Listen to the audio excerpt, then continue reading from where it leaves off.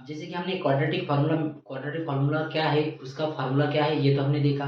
तो अब हमें उसी क्वाड्रेटिक फार्मूला मेथड का यूज करके दिए हुए एग्जांपल्स को सॉल्व करना है। तो यहाँ पे एक्सरसाइज 4.4 का फर्स्ट क्वेश्चन है कि find the nature of the roots of the following quadratic equation, कि दिए हुए क्वाड्रेटिक इक्वेशन के सॉल्यूशन पॉसिबल है या नहीं, एग्जिस्ट करते हैं या नहीं, और एग्जिस्ट करते हैं तो वो क्या है वो फाइंड करो यूजिंग क्वाड्रेटिक फार्मूला मेथड। तो जैसे कि मैं यहाँ पे फर्स्ट क्वेश्चन सॉल्व करता हूँ, तो देखा अगर जाए तो फैक्टराइजेशन मेथड में और क्वाड्रेटिक फार्मूला मेथड में हम यहाँ पे बोल सकते हैं कि क्वाड्रेटिक मेथड जो है उससे किसी भी एग्जांपल को सॉल्व करना इजी है। जैसे कि फैक्टराइजेशन में हमें उसके फैक्टर फाइंड करने पड़ते हैं, फिर उसके दो फैक्टर फाइंड करो, उनकी एडिशन सब्ट्रैक्शन है, इस तरीके से। यहाँ पे क्वाड्रेटिक फार्मूला में सिंपल एबीसी की वैल्यू फाइंड करो, फार्मूला में पुट करो, डायरेक्टली आपको आंसर मिल जाएगा, चाहे वो सेम रहे या अलग अलग रहे। तो जैसे कि हमें तो पहले ये चेक करना है कि क्या दी हुई क्वाड्रेटिक इक्वेशन के सॉल्यूशन पॉसिबल है, रूट्स आर एग्जिस्ट और नॉट। तो जैसे कि मैं यहाँ पे फर्स्ट क्वेश्चन को सॉल्व कर रहा हूं, तो मैं उसमें लिखता हूं here on comparing on comparing given quadratic equation, दी हुए क्वाड्रेटिक इक्वेशन को कंपेयर करके किसके साथ, on comparing given quadratic equation with a x square plus b x plus c is equal to 0। अगर इसके साथ हम कंपेयर करते हैं तो हमें क्या मिलता है, तो हमें मिलती है एक्स स्क्वायर के साथ में यहाँ पे क्या है, देखो एक्स स्क्वायर के साथ में ए है, तो मुझे देयरफॉर वी कैन से ए की वैल्यू 2 कॉमा बी की वैल्यू क्या होगी रे, एक्स के साथ में क्या है यहाँ पे, तो एक्स के साथ में मुझे -3 दिखाई दे रहा है, तो बी की वैल्यू -3 हो गई, और जो सी की वैल्यू है वो लास्ट वैल्यू है, that is C is equal to 5। C की वैल्यू कितनी मिलेगी 5। तो मुझे यहाँ पे एबीसी की वैल्यू मिल गई। तो जैसे ही एबीसी की वैल्यू मुझे मिल गई, मैं नेक्स्ट टर्म को फाइंड करूंगा, कौन सी टर्म है, दैट इज देयरफॉर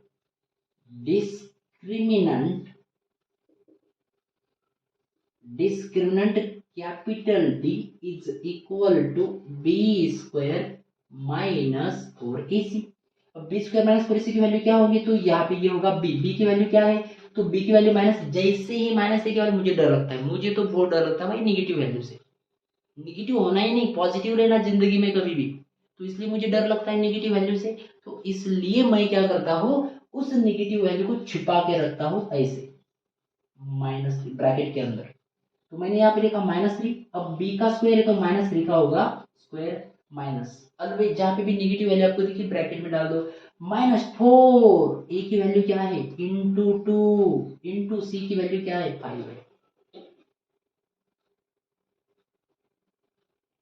अगर सॉल्व करते हैं तो किसी भी नेगेटिव नंबर का स्क्वायर होता है पॉजिटिव नंबर, तो -3 का स्क्वायर होगा आपका प्लस, दैट इज पॉजिटिव नहीं, और यहाँ पे -4 टू जा 8, 8 5 जा 8 5 जा दैट इज 4। तो अगर हम इन दोनों को सॉल्व करते हैं तो यहाँ पे सब्ट्रैक्शन कितनी आती है, 40 में से 9 गए, यहाँ पे आंसर आ रहा है 31, बट साइड बड़े नंबर की, बड़ा नंबर नेगेटिव है, तो ये आएगा दैट इज अ माइनस। तो जो डिस्क्रिमिनेंट की वैल्यू है, so here we can say here the value of discriminant is less than 0। Less than 0 मतलब कौन सी वैल्यू आ गई, वो नेगेटिव। तो नेगेटिव मतलब कौन सी, पहली केस शादी नहीं हुई, शादी नहीं तो बच्चे ही नहीं हुए, and therefore we can say for given quadratic equation no real roots exist,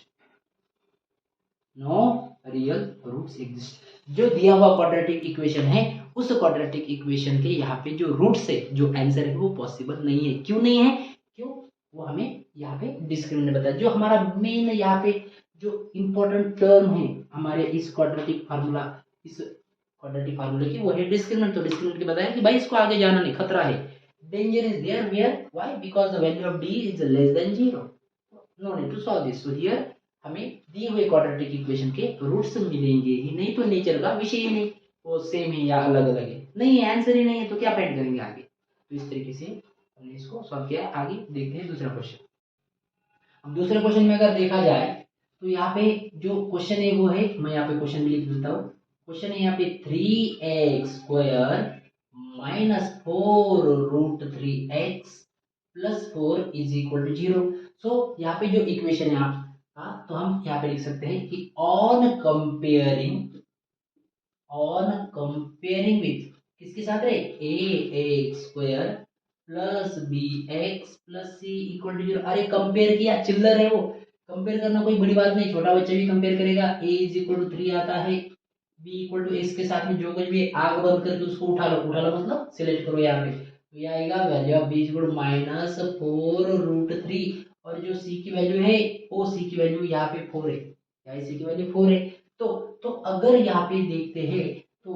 जो नेक्स्ट वैल्यू है दैट इज अ डिस्क्रिमिनेंट। कौन सी वैल्यू है, discriminant capital D is equal to, formula क्या था, फार्मूला था हमारा यहाँ पे b² -4ac। बी की वैल्यू क्या है, बी की वैल्यू, अब ये थोड़ा ध्यान से, नंबर नेगेटिव भी है उसमें रूट भी है तो और डर लग रहा है मुझको, तो इसलिए उसको सॉल्व करने के लिए मैं क्या करता हूँ, ऐसे मस्त इक्वल लिखता हूँ साइन, इधर तो -4√3 और उसका आप करता हूँ स्क्वायर। देखो गलती नहीं करनी है यहाँ पे, अरे मैंने अगर ऐसे लिखा गलती से -4√3 और इसका स्क्वायर, तो ये मेरा रॉन्ग हो गया। क्यों रॉन्ग हो गया, क्योंकि यहाँ पे स्क्वायर जो है वो सिर्फ √3 का हो गया, बट हमें दोनों का भी स्क्वायर करना पड़ेगा, 4b और √3, क्योंकि अगर √3 का स्क्वायर किया तो -4 नाराज हो जाएगा, हमें इसको नाराज करना नहीं, यहाँ पे किसी के साथ पार्शियलिटी हमें करनी नहीं है, इसलिए मैंने क्या कर दिया, उस पूरे नंबर को ब्रैकेट में डाल दिया और पूरे ब्रैकेट का यहाँ पे मैंने स्क्वायर किया है। तो अब क्या होगा रे, अब ये होगा b² -4 इंटू, अरे a की वैल्यू चिल्लर 3 है, इंटू c की वैल्यू क्या है 4 है। अगर सॉल्व करते हैं तो ब्रैकेट में जितने भी नंबर है उन सब का स्क्वायर होगा, सबका स्क्वायर मतलब 4 का भी स्क्वायर होगा, √3 का भी स्क्वायर होगा, -4 का स्क्वायर होगा, -4 का स्क्वायर होगा 16, पॉजिटिव 16 है ना, कोई भी नेगेटिव नंबर का स्क्वायर पॉजिटिव होता है, तो उस हिसाब से 4 का स्क्वायर 4 4 जा 16। अब √3 का स्क्वायर क्या होगा, तो कोई भी नंबर जो रूट में है उसका जब स्क्वायर करते हैं तो वो हट जाता है, मतलब नंबर रूट के बाहर आ जाता है, तो ये आएगा आपका 3 माइनस, अब इनका मल्टीप्लिकेशन अगर करते हैं तो 4 3 जा 12 और 12 4 जा दैट इज 48, तो यहाँ पे ये आ रहा है 48, और अगर ये भी देखते तो 16 3 जा कितना, तो ये भी आता है आपका 48 -48, अरे आंसर 0 आ गया, मतलब ये अच्छी कंडीशन है। तो कौन सी, केस फर्स्ट, केस सेकंड या केस थर्ड, ये आ रही आपकी केस नंबर 2, आंसर है, दो आंसर है, शादी हुई है, दो बच्चे हैं और दोनों के दोनों में से जुड़वा है, दोनों के दोनों में से जुड़ा है। तो अब अगर मैं इस क्वेश्चन को सॉल्व करता हूं तो मेरे आंसर 2 आने चाहिए, ऐसा क्वेश्चन के हिसाब से, इसके हिसाब से इस डिस्क्रिमिनेंट ने बताया कि भाई आंसर जो है ना वो 2 आने चाहिए, ध्यान में रखना, और दोनों के दोनों सेम आने चाहिए, गलती से अलग अलग नहीं आने चाहिए। तो वो क्या आएंगे, तो हम यहाँ पे लिखते हैं हियर, पहले तो लिखना है क्योंकि उन्होंने पूछा है कि रूट्स कैसे है, तो हमने यहाँ पे लिखते here given quadratic equation have two real roots, two real है ना, two real roots both are same. देखो मैंने तो अभी लिख दिया बोथ आर सेम, अब मुझे भी पता नहीं क्योंकि मैंने सॉल्व नहीं किया, अब सॉल्व करके हमें चेक करना पड़ेगा, चेक करना मतलब आना ही चाहिए सेम, तो ये सही है। आइए देखते हैं कैसे सेम रहते हैं या नहीं, तो वो सेम है या नहीं ये हम सॉल्व करेंगे यूजिंग क्वाड्रेटिक फार्मूला से। क्या है क्वाड्रेटिक फार्मूला, क्वाड्रेटिक फार्मूला तो हमने देखा ही है, जैसे कि इसके बाद का जो है मैं ऐसा मस्त एरो मार्क कर देता हूँ इधर, मतलब इधर सॉल्व कर रहा हूँ मैं यहाँ पे, तो यहाँ पे रियल रूट्स एग्जिस्ट है, बोथ आर सेम है, सो हम यहाँ पे लिखते हैं फॉर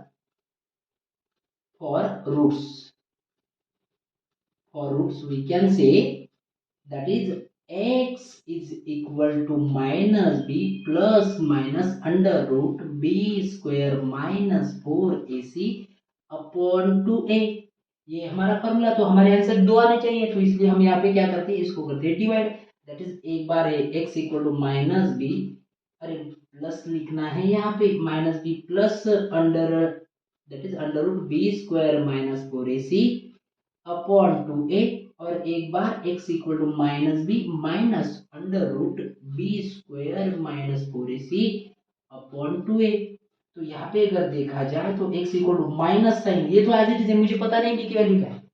मुझे पता नहीं है b की वैल्यू क्या है, मैंने पहले लिख दिया भाई ये माइनस b है माइनस, अब बोलो b की वैल्यू क्या है, तो b की वैल्यू मैं ध्यान से देखा, अरे ये भी नेगेटिव है, तो मैंने बोला नेगेटिव से मुझे डर लगता है, मैं उसको डालता हूँ ब्रैकेट में, तो ये आएगा minus of minus 4√3 plus under root, अरे इसका आंसर क्या है, इसका आंसर तो जीरो आ गया, दैट इज मेरा B square minus 4ac answer zero आ गया, मैं यहाँ पे रखता हूँ zero divide by 2 into A की वैल्यू तो 3 है, तो ये आ रहा है 3,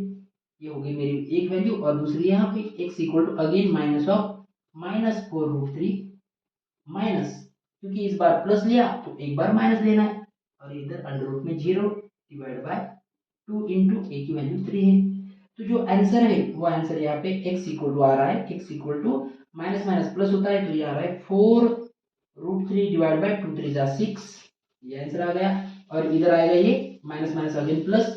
तो अगेन 4√3 डिवाइड बाय 2 3 जा 6, काटकुट कर सकते हैं, यस यहाँ पे काटकुट कर सकते हैं, इसको डिवाइड किया तो 2 2 जा और 2 3 जा मतलब 2√3 डिवाइड बाय 3, और ये आंसर आ रहा है अगेन 2 2 जा और 2 3 जा मतलब 2√3 डिवाइड बाय 3, तो एक आंसर मेरा ये है, तो दूसरा आंसर मेरा ये है, तो therefore we can say roots are क्या है वो रूट्स, वो है एक रूट है 2√3 डिवाइड बाय 3 और दूसरा है 2√3 डिवाइड बाय 3, है ना, जुड़वा जुड़वा बच्चे भाई, दिया हुआ जो क्वाड्रेटिक इक्वेशन है उस इक्वेशन के दो आंसर है और दोनों के दोनों सेम है, उनका नेचर जो है वो सेम है, तो इस तरीके से हम यहाँ पे हमने देखा कि दूसरे क्वेश्चन को भी हम आराम से सॉल्व कर सकते हैं। अब यहाँ पे अगर देखा जाए तो रूट वाले एग्जांपल को हमने फैक्टराइजेशन से भी सॉल्व किया और यहाँ से भी यहाँ पे भी सॉल्व किया, तो दोनों को देख के समझ में आ रहा है कि हम यहाँ पे क्वाड्रेटिक फार्मूला का यूज करके आराम से सॉल्व कर सकते हैं, कुछ भी दिक्कत यहाँ पे हमें नहीं हो रही है। तीसरा एग्जांपल यहाँ पे है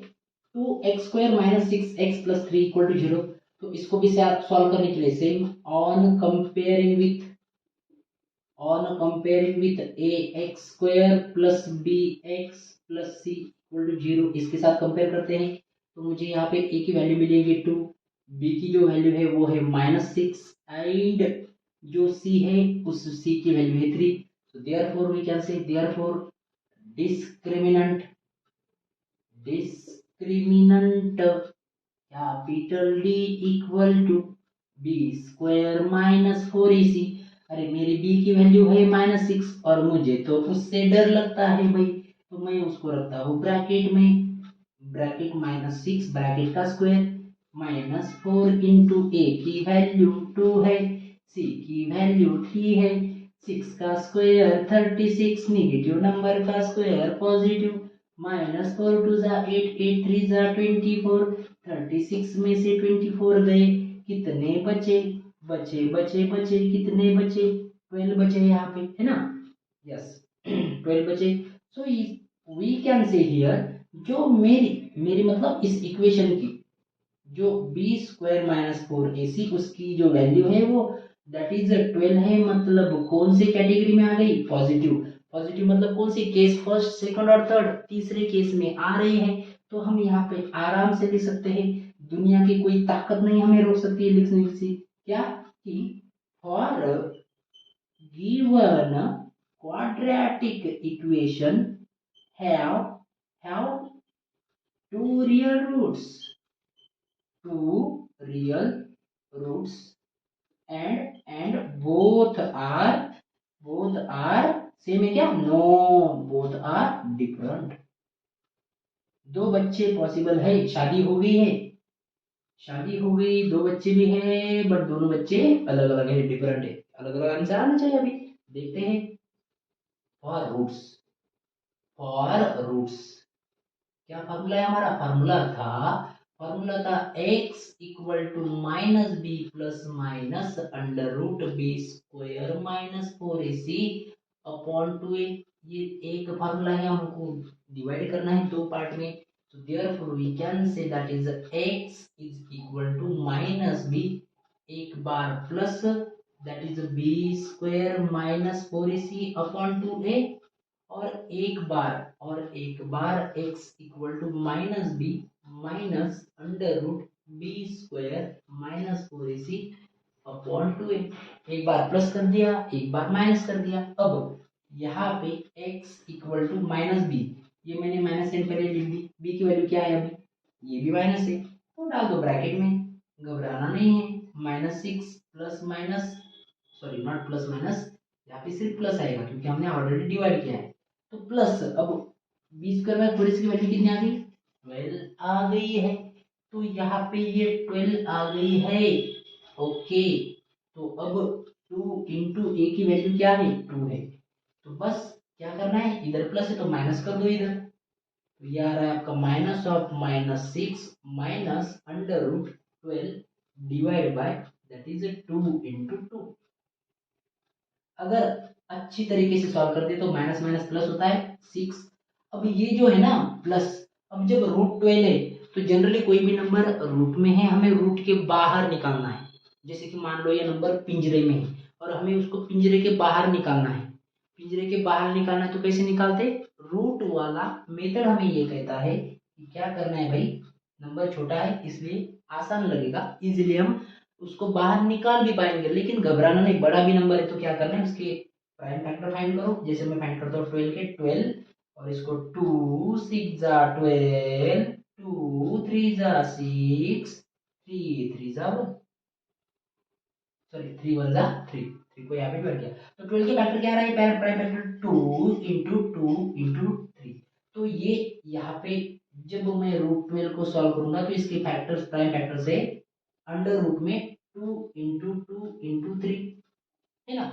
तो रूट 12 के ये वाले फैक्टर, तो इसमें से जब मुझे उसको पिंजरे के बाहर निकालना है तो मैं जोड़ी में से एक को बाहर निकालूंगा। जो जोड़ी है उनको ही पॉसिबल ही निकालना, जो जोड़ी नहीं है जिसको जोड़ने है वो ऐसे की वैसे की वैसे रहेगा। ये जोड़ी है, ये जोड़ी भाग गई पिंजरे के बाहर, ये बचा हुआ है ये एज इट इज रह गया। तो अब इन दोनों में से मैं लिखूंगा 2 और ये √3, तो आंसर है 2√3। तो जो 12 है इस 12 को हम इस तरीके से भी लिख सकते हैं, दैट इज 2√3। कैसे आया, उसके प्राइम फैक्टर फाइंड किए, प्राइम फैक्टर में ये दोनों पेयर है तो पेयर में से मैंने एक को बाहर लिया, √3 को पेयर नहीं है वो एज इट इज रहा, तो आंसर है 2√3। तो यहाँ पे जो √12 है उसका आंसर है 2√3, और या डिवाइड बाय 2 2 जा 4, 2 2 जा 4 आ गया। तो इसी तरीके से एक बार प्लस हो गया ये, तो दूसरी बार इधर minus, that is x is equal to 6 minus 2√3 divide by 4। तो जब डिवाइड करेंगे तो एक तो तरीका ये है कि दोनों में से कॉमन लो, दोनों में से कॉमन लो, तो मैं यहाँ पे अगर कॉमन लेते हैं तो कॉमन लेके भी डिवाइड कर सकते हैं या फिर 4 से सेपरेटली डिवाइड करो। जैसे कि पहले हम यहाँ पे कॉमन लेके ही करते हैं, तो ये हो गया x इक्वल टू, दोनों में से न्यूमरेटर जो है, ये न्यूमरेटर है डिनोमिनेटर है, न्यूमरेटर में से मैं यहाँ पे 2 को कॉमन ले सकता हूँ, तो 2 कॉमन लिया तो क्या बचेगा, दैट इज 2 3 जा प्लस ये 2 बाहर चला गया तो 2 1 जा 2, मतलब सिर्फ √3 डिवाइड बाय 4। और ये आ रहा है x equal to 2 in bracket that is 3 minus √3 divide by 4। तो ये आ रहा है आपका x इक्वल टू 2 1 जा 2 2 जा मतलब 3 प्लस √3 डिवाइड बाय 2, और x इक्वल टू ये भी 2 1 जा 2 2 जा 3 माइनस √3 डिवाइड बाय 2। तो ये हो गए आपके दो आंसर जो कि अलग अलग है। देखो एक बार प्लस है एक बार माइनस है, मतलब अलग अलग है, सेम नहीं है। एक लड़का हो सकता है दूसरी लड़की लड़की हो सकती है, क्योंकि दोनों सेम यहाँ पे दिखाई दे रही है, लेकिन यहाँ पे प्लस में बीच में माइनस साइन है, दैट्स वाई एक जगह पे प्लस है माइनस है तो दोनों सेम नहीं है। इसलिए हमने जो यहाँ पे डिस्क्रिमिनेंट ने हमें बताया कि भाई जो आंसर है वो पॉजिटिव है, इसलिए दो आंसर आने चाहिए और दोनों के दोनों जो है वो अलग अलग आने चाहिए। तो ये समझ में आया कि सॉल्व करने के बाद एक आंसर इधर 3 प्लस √3 अपॉन 2 आ गया और दूसरा 3 माइनस √3 अपॉन 2 आ गया। तो इस तरीके से हम मस्त आराम से किसी भी क्वाड्रेटिक इक्वेशन को इस दिए हुए क्वाड्रेटिक फार्मूला का यूज करके सॉल्व कर सकते हैं।